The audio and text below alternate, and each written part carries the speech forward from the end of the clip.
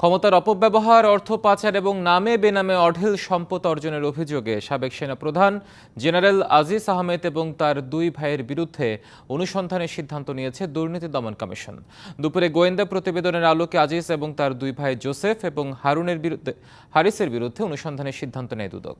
গোয়েন্দা প্রতিবেদনে বলা হয়েছে, রাজধানী সহ বিভিন্ন জায়গায় আজিজ আহমেদ বাড়ি, ফ্ল্যাট ক্রয় সহ আবাসন খাতে 100 কোটি টাকা গোপনে বিনিয়োগ করেছেন। এছাড়া তার দুই ভাই বিভিন্ন জায়গায় কয়েকশো বিঘা জমি ক্রয় করেছেন বলেও তথ্য রয়েছে। আজিজ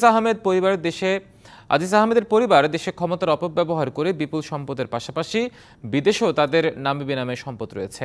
এছাড়া সেনাপ্রধান থাকাকালে কেনাকাটায় নানা অনিয়মের অভিযোগ রয়েছে দুদকের কাছে। অনুসন্ধানের সিদ্ধান্তের পর শিগগিরই দুদক কমিটি গঠন করবে। ওই কমিটি আজিজ পরিবারের সম্পদের তথ্য চেয়ে সরকারি বেসরকারি বিভিন্ন দপ্তরে চিঠি পাঠাবে বলে জানা গেছে। এনজিওর কিস্তি প্রথমবার বিকাশ পেমেন্ট করলেই 20 টাকা ইনস্ট্যান্ট ক্যাশব্যাক।